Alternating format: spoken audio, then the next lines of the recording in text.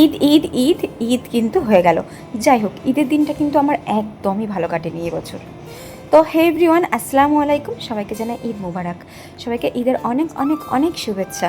চলো তোমাদের সঙ্গে শেয়ার করি আজ আমি আমার ঈদের দিনটা কিভাবে কাটালাম।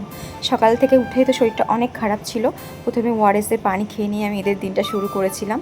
তো এই যে তার আগের দিন আমি মেহেন্দি লাগিয়েছিলাম, সেটাই আমি একটু দেখছিলাম কালারটা। আর এদিকে তো পাড়ার বাচ্চারা চলেই এসছে, রাজা ওদেরকে ঈদ সালামিও দিয়ে দিল। তারপর আমি আর কি ঘুগনি রান্না করতে বসে পড়েছিলাম। শরীরটা একদমই দিচ্ছিল না, যেহেতু ঈদ সেহেতু একদমই মানতেই পারছিলাম না যে শরীর খারাপ। শরীরের উপর জোর করে ব্যাস কাজ বাজ শুরু করে দিয়েছিলাম। তো তারপর আর কি আমার ম্যাডামকে এদিকে আমি রেডি করিয়ে দিচ্ছিলাম। আমাদের যাই হোক না কেন, বাচ্চাদেরও তো ঈদের আনন্দ, তাই না? তো ওদেরকে তো রেডি করতে হবে। তো এই যে এরপর ম্যাডামের একটু ফটো তোলার জন্য দেখো কত কি করতে হচ্ছিলো। তোমরা শুধু ফটোগুলোই দেখো আর ভাবো যে খুব সুন্দর করে একটা বাচ্চা ফটো তোলে, বাট এর পিছনে কত স্ট্রাগল থাকে আমরাই জানি। ও ফটো তুলতেই চায় না, খুব কষ্টে ওকে ফটো তুলতে হয়। তো যাই হোক, এই যে উনি এখন ওনার পাপার সঙ্গে ঘুরতে বেরিয়ে যাচ্ছেন। তো চলো আমি আবার কিচেনের দিকে চলে যাই। তো এদিকে চলে এসেছিলো দিদা, আমি দিদার জন্য চা বানিয়ে নিলাম। তারপর এই যে আমার ঘুগনিটাও প্রায় কমপ্লিট।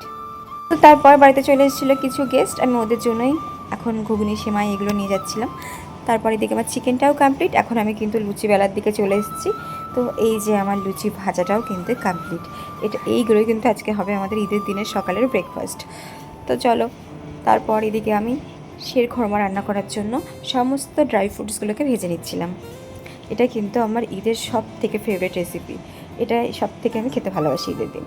যাই হোক, আমি তারপর এদিকে লাচ্চাটাও বানিয়ে নিচ্ছিলাম সুন্দর করে ভেজানোর জন্য দুধ দিয়ে।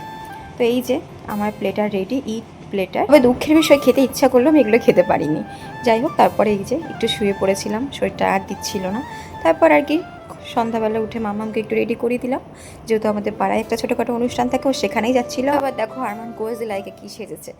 তো যাই হোক, আমার কিন্তু ওদেরকে দেখে খুবই যেতে ইচ্ছা করছিল, ওই যে শরীর দিচ্ছিল না। তবুও আলহামদুলিল্লাহ সব কিছুর জন্য ঈদটা আমার এভাবেই কাটলো। এবার তোমাদের ঈদ কেমন কাটলো অবশ্যই কিন্তু কমেন্ট বক্সে জানিও। টাটা, সবাই ভালো থেকো।